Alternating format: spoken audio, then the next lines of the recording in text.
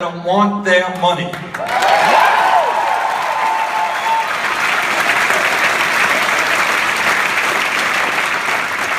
these are the kind of fundraisers we do. We don't have a small room of people who contribute $1 million apiece. Many of you contributed $50, many of you don't have a lot of money. We appreciate it, and that's the people-oriented campaign we are running.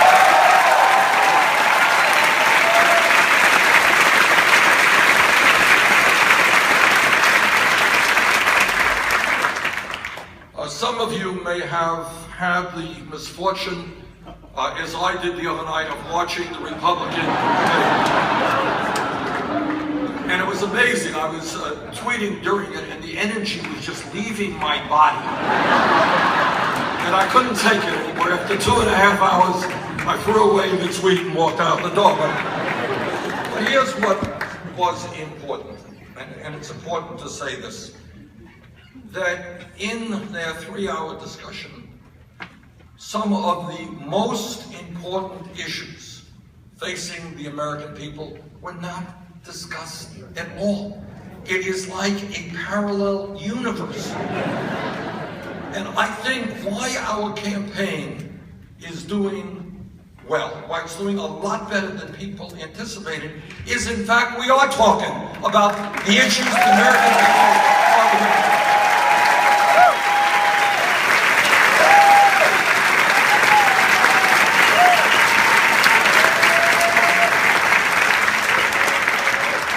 I cannot understand how, in a 3-hour debate, there was virtually no discussion of the grotesque level of income and wealth inequality in America today.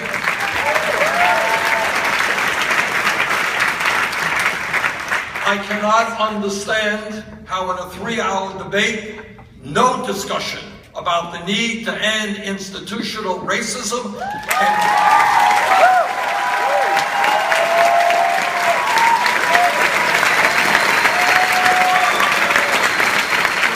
and at a time when our country has more people in jail than any other country on earth, the need for real criminal justice reform.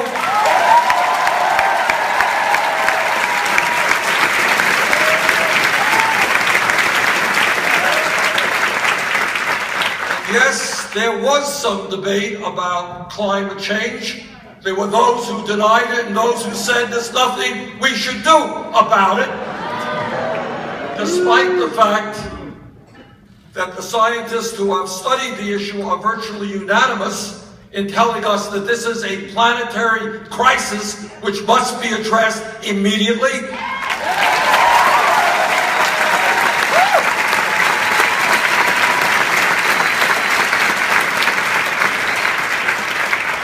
Despite the gains of the Affordable Care Act, 30 million Americans remain today without any health insurance. More are underinsured, and the only discussion Republicans could bring up was to end the Affordable Care Act and throw millions more off of health insurance. At a time when hundreds of thousands of bright young people in New York City, in Vermont, all over this country, kids who have the ability, kids who have the desire, want to go to college, but cannot go to college for one reason: their family lacks income. Republicans have nothing to say about the need to make public colleges and universities tuition-free.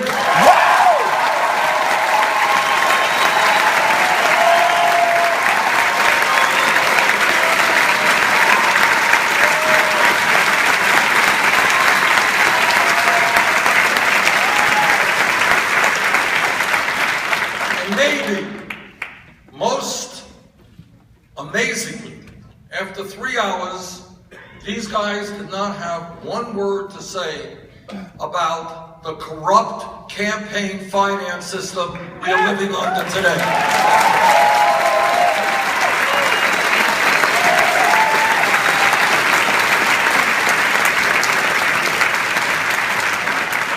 Now, I didn't hear one of them suggests that maybe something is wrong when billionaires are buying politicians right and left.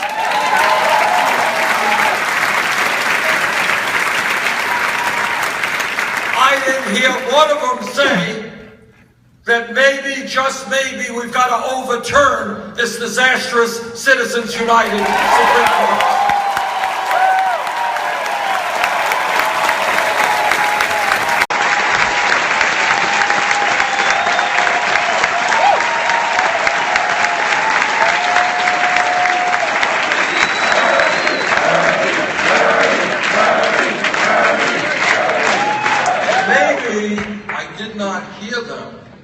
Talk about overturning Citizens United because virtually all of them are receiving their campaign funds from the wealthiest people in this country.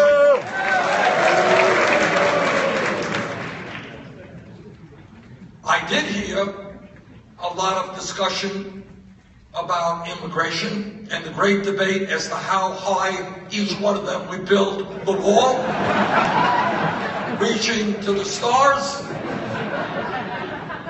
But despite the fact that the majority of the American people understand that we need comprehensive immigration reform and a path towards citizenship, not one of them had the courage to talk about that.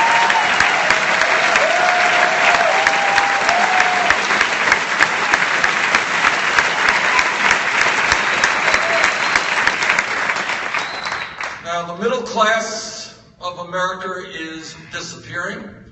We have over 45 million people in this country living in poverty. Almost all of the new wealth and income being created is going to the top 1%. I didn't hear any of them talk about the need for real tax reform, to tell large multinational corporations they're not going to continue to put their profits in the Cayman Islands and avoid paying taxes to this country.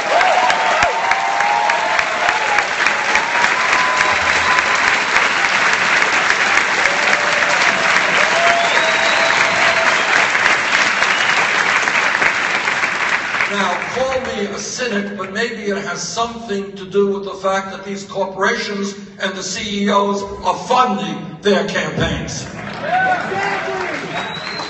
I didn't hear one Republican of them make the point that the United States of America today is the only major country on earth, the only one, that does not guarantee paid family and medical leave to working families.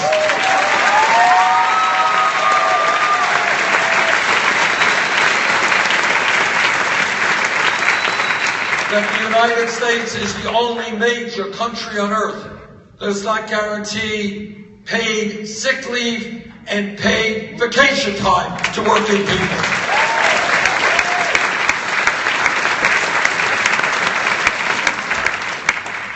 Now, I did hear some brilliant discussion on Social Security. I did. And Donald Trump, who is worth billions, has volunteered not to take his Social Security, which will clearly address the Social Security issue.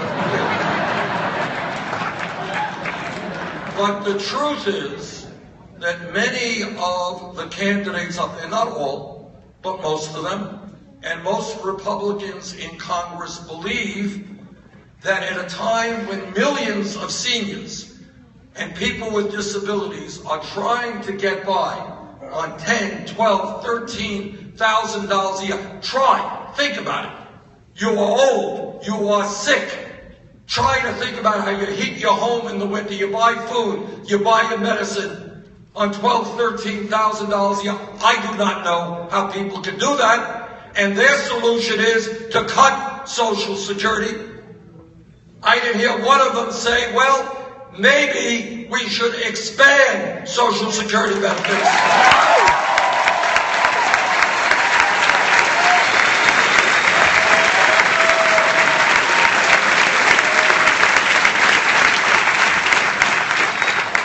And we can do that by lifting the cap on taxable income right now.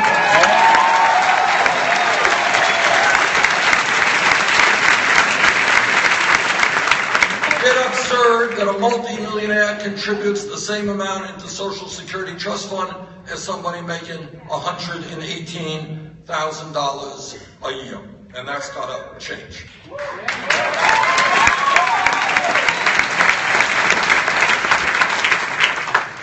Now, in my view, the Republican Party has an agenda which is basically a fringe agenda, representing maybe 5, 10, 15% of the American people. You go out to any community in America, you go out to the most conservative states in America, and you say to people, hey, do you think it is a good idea that we give tax breaks to billionaires, which is exactly what the Republican budget proposes, and at the same time cut Social Security, Medicare, Medicaid, environmental protection? And what Americans across the board will say to you, they'll look you in the eye and say, are you nuts? That is the Republican agenda. That is the Republican agenda. Now, how do these guys win elections? All right, how do they win elections? Mark my words. Mark my words. You will not see an ad, a 30-second ad in New York or any other state, which says, vote for me. I want to give a tax break to billionaires and cut your Social Security. I would appreciate your support. Ain't gonna happen.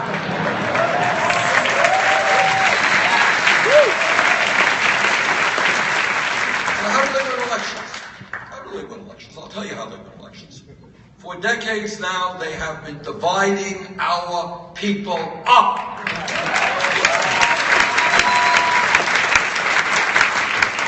They have been dividing white from black, straight from gay, men from women, people born in this country from people who are not born in this country.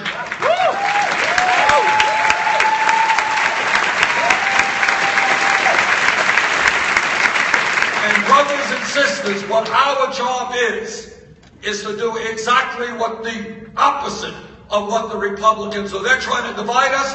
Our job is to bring our people together.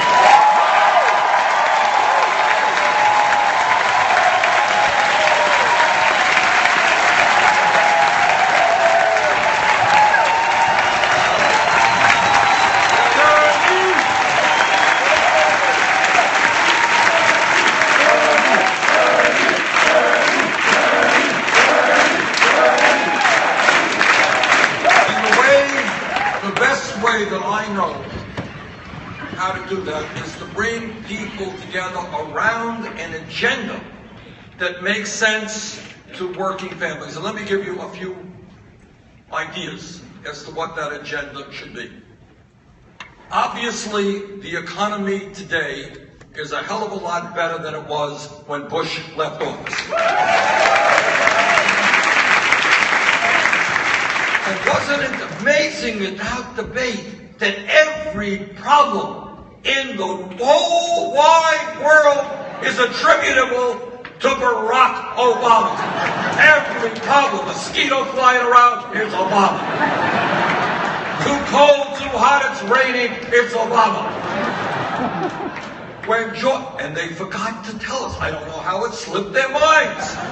They forgot to remember that when Bush left office, we were hemorrhaging 800,000 jobs a month.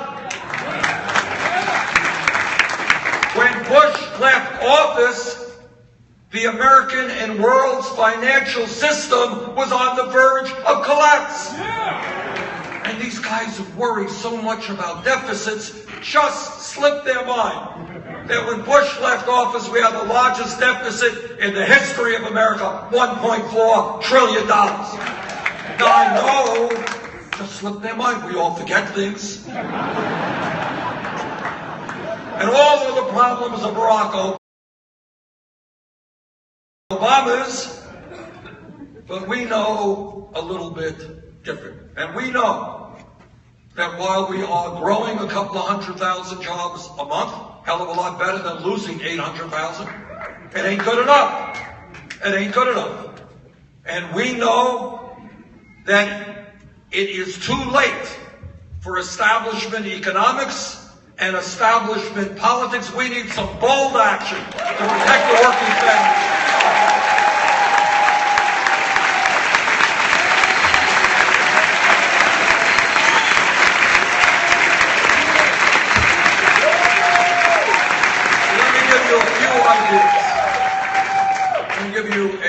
Ideas. The truth is, every month, as you know, the government comes out with some statistics on unemployment. Come out with a variety of statistics. One is what they call the official unemployment rate, which is now about 5.1%. But there is another statistic that doesn't get a whole lot of attention. And that deals with people who are unemployed, people who have given up looking for work, and people who are working part-time when they want to work full-time. Add that together, real unemployment is over 10%. Second point, and one that is very, very rarely talked about. One of the joys about running for President of the United States, you can force discussion about issues that others prefer not to.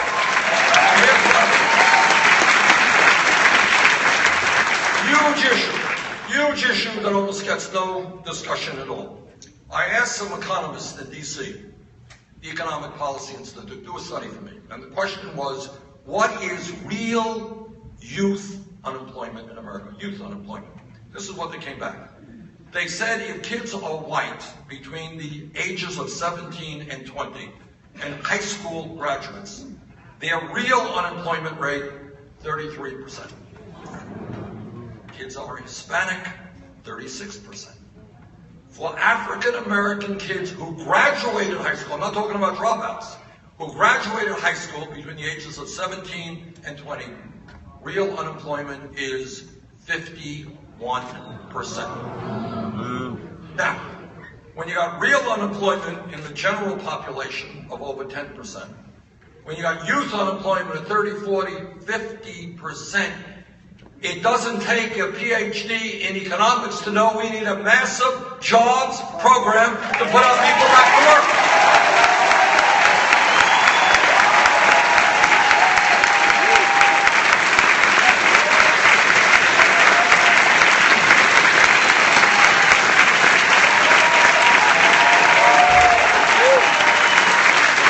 And the other thing that you don't need a PhD to see is our infrastructure, our roads, our bridges, our rail system, our airports, water systems, wastewater plants are crumbling. When you got mass unemployment and you got a crumbling infrastructure, let's create millions of jobs rebuilding our roads.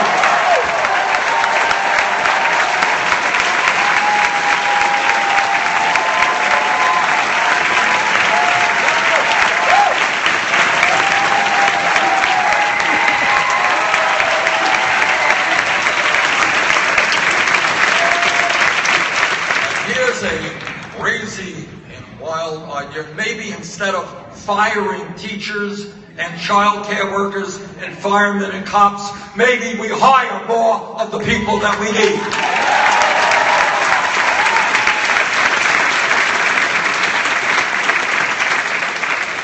When we talk about the economy, let's talk about income and wealth inequality. Let's put it on the table.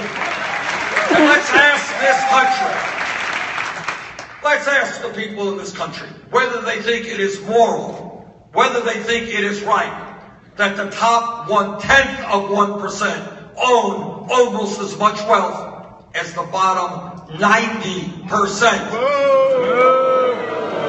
Let's ask the American people whether they think it's right that 58% of all new income generated now is going to the top 1%.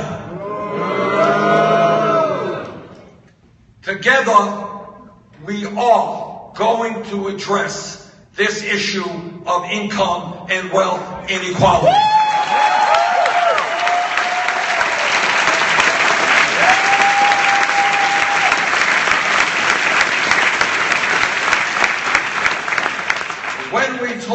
about the economy, let's put another issue on the table that we don't talk about enough. And that is the fact that millions of our brothers and sisters are working at jobs where the wages are just too damn low.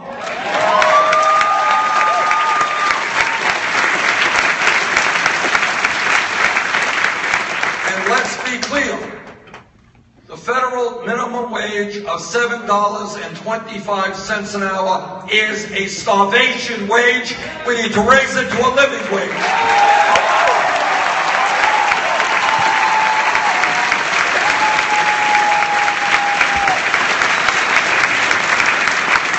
And that living wage over the next few years should be $15 an hour.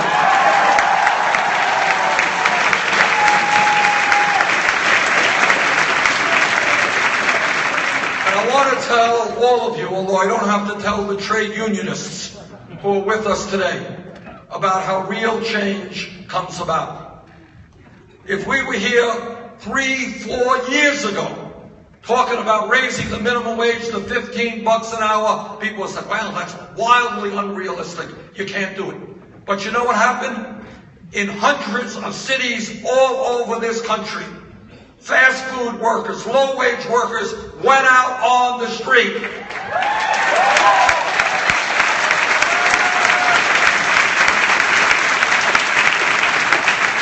And I've had the honor of marching with them. And they said loudly and clearly, no, we can't make it on $7.25 an hour. We can't make it on $8 an hour. We can't make it on $9 an hour. And then something began to happen. Millions of other people say, you know, these guys are right. I can't make it on $10 an hour. We need to raise the minimum wage. And you had Seattle, and you had Los Angeles, and you had cities all over the country doing the right thing.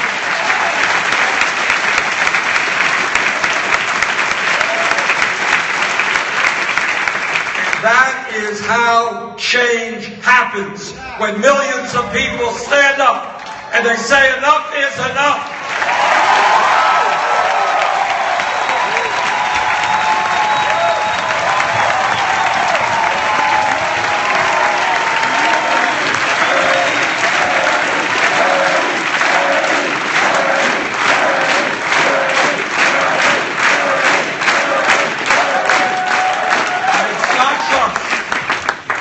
Just raising the minimum wage to a living wage. When we talk about wages in America, we must fight for pay equity for women workers.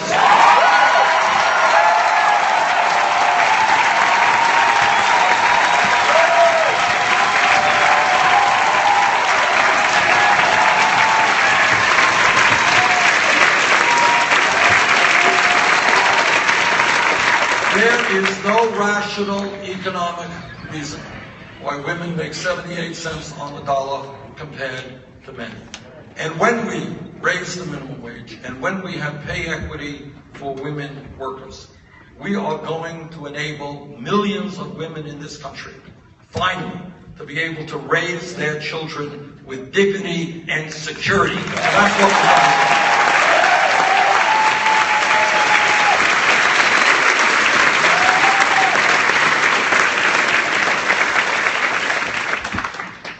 When we talk about the issues facing America, all of us have got to understand that there is one major nation on earth, one, that does not guarantee health care to all people as a right, and you are living in it, and together we're going to end that international embarrassment.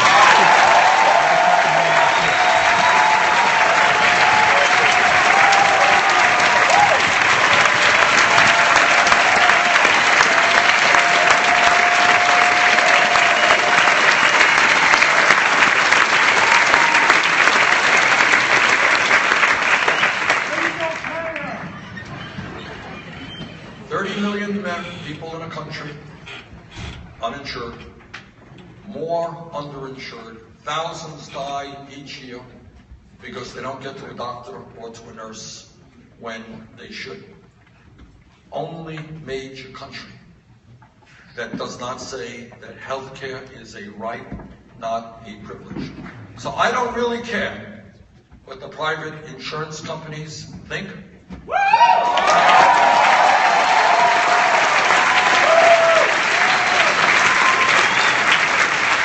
I don't care what the pharmaceutical industry,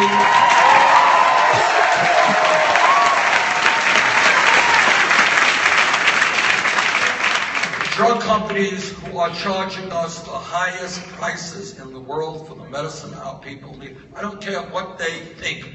We are going to join the rest of the world, guarantee health care to all of our people everywhere.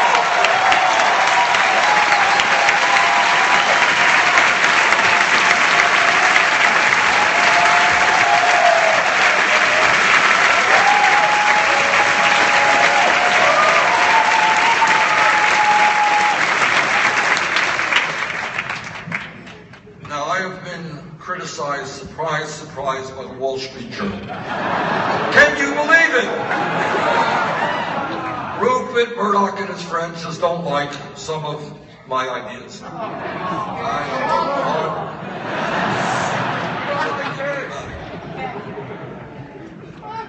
But when we talk about another issue of huge consequence, and that is education,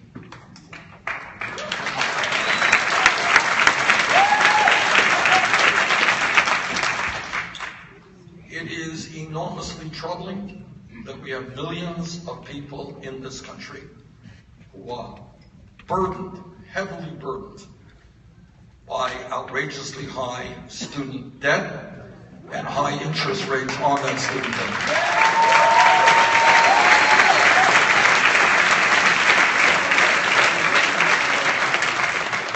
So the legislation that we have introduced does two very important things. First, as I mentioned, it makes every public college and university in America tuition free.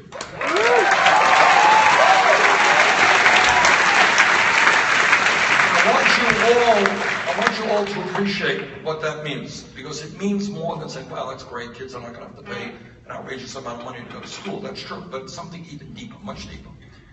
In New York City, there are kids in the 4th grade and in the 6th grade. And I grew up in Brooklyn. My parents, my mom and my dad, they never went to college. The truth is, the people they associated with never went to college. So you got kids all over this city right now who don't know anybody who has gone to college. And the idea of going to college is no different than going to Mars. It's just not something in their mindset. What we have got to tell those children is that if they study hard, if they take school seriously, they will be able to go to college, they will be able to make it to the middle class, regardless of their income.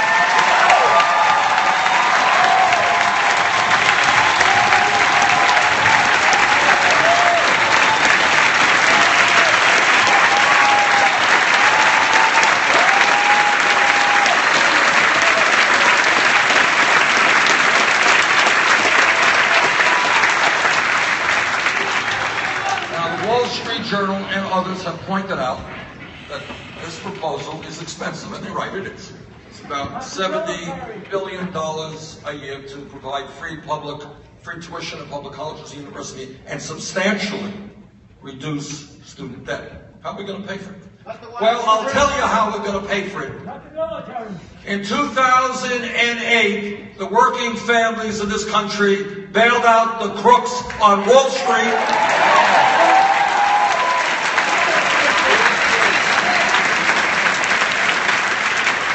And now we're going to ask them to pay a tax on Wall Street speculation and help us fund higher education in America.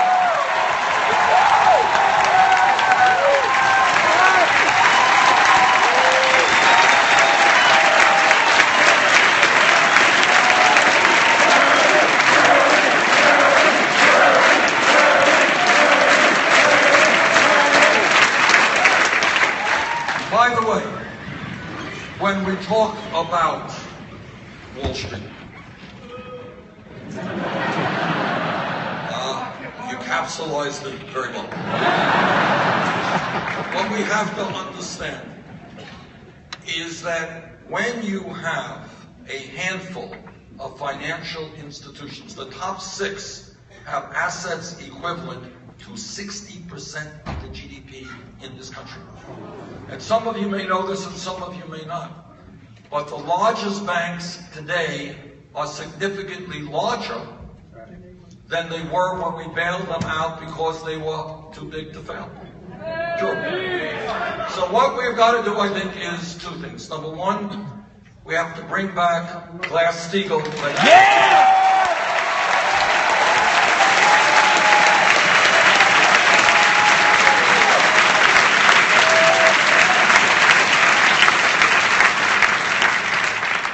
You should know that when I was in the House, I fought as hard as I could against both Republicans and Democrats who came together to deregulate Wall Street. But second of all, even more importantly, when you have institutions of this incredible size and power, I can tell you that if Teddy Roosevelt were alive today, he would break them up and he would be doing the right thing. Got to break them up.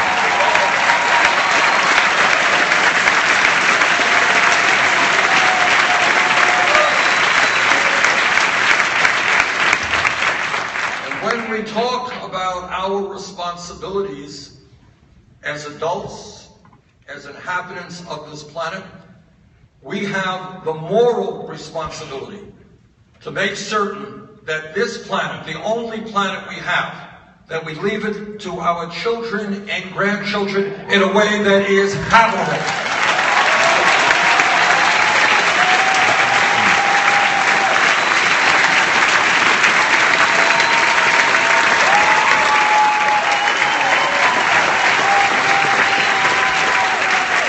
The debate is over. The scientific community is virtually unanimous in telling us that climate change is real, it is caused by human activity, and what they're also telling us, that today in America and all over the world, climate change is causing devastating problems which will only get worse in years to come. That's the simple truth. And what they're saying, if we do not get our act together, this planet, by the end of the century, could be between 5 to 10 degrees Fahrenheit warmer, more drought, more floods, more extreme weather disturbances, more acidification of the ocean, more rising sea levels. And what the CIA tells us is when people around the world do not have water to drink, when they do not have land to grow their crops, of course there will be more international conflict and wars. Now that's the bad news. Here's the good news. We have the knowledge and we have the technology. If we are prepared to work with China and Russia and India and countries all over this world, our country can lead the world in transforming our energy system.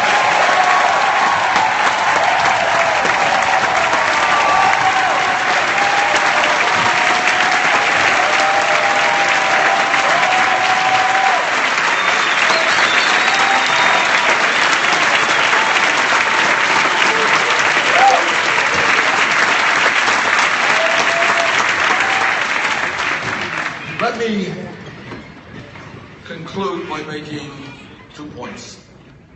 First point, what I beg of you is do not develop this worldview which is pushed on you every day on radio and television and the newspapers to think small. I beg of you, think big, not small.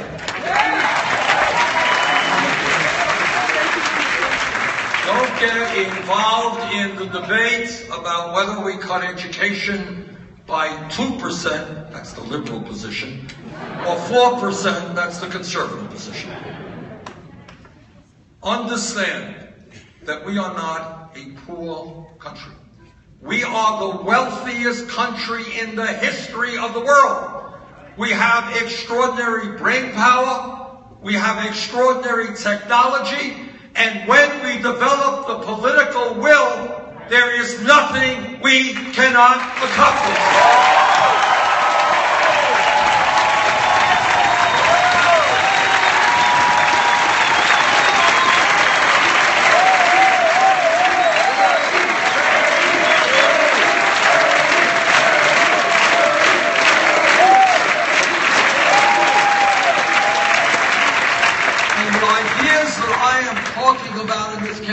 not pie in the sky. They're not utopian. You know, they're not guaranteeing everybody's going to live for hundreds of years and not get sick. We're talking about stuff that is already going on in other countries around the world. Don't tell me that in America we cannot guarantee health care to all people in a cost-effective way.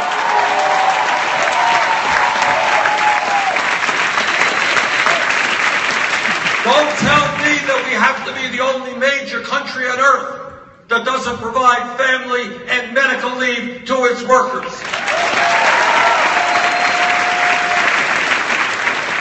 Don't tell me that we can't do as Germany and Scandinavia does, and that is to make public colleges and universities tuition free.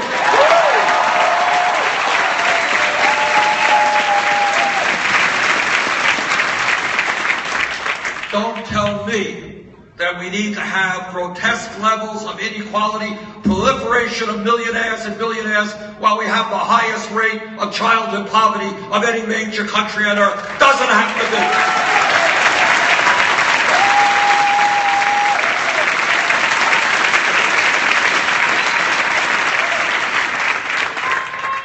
be. We can, I love you too.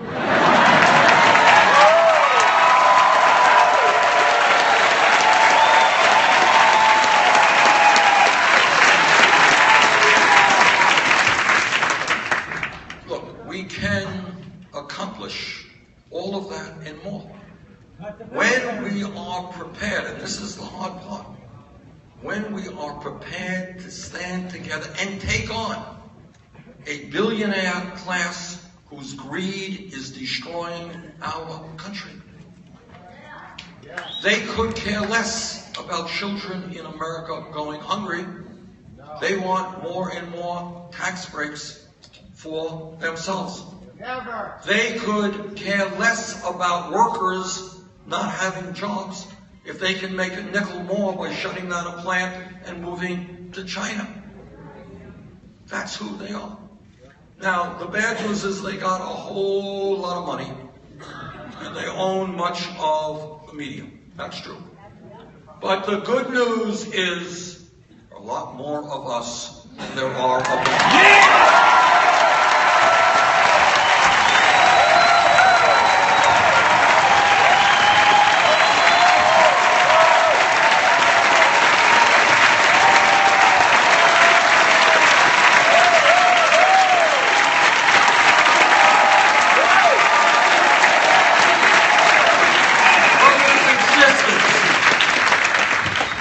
This campaign is not just electing Bernie Sanders for president. I would appreciate that too.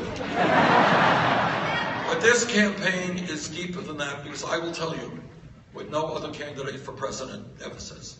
And that is, no matter who the president is, whether it's Bernie Sanders or anybody else, that president alone, and that's a lesson I think it took Barack Obama a few years to learn, that president cannot alone take on Wall Street, corporate America, large campaign contributors.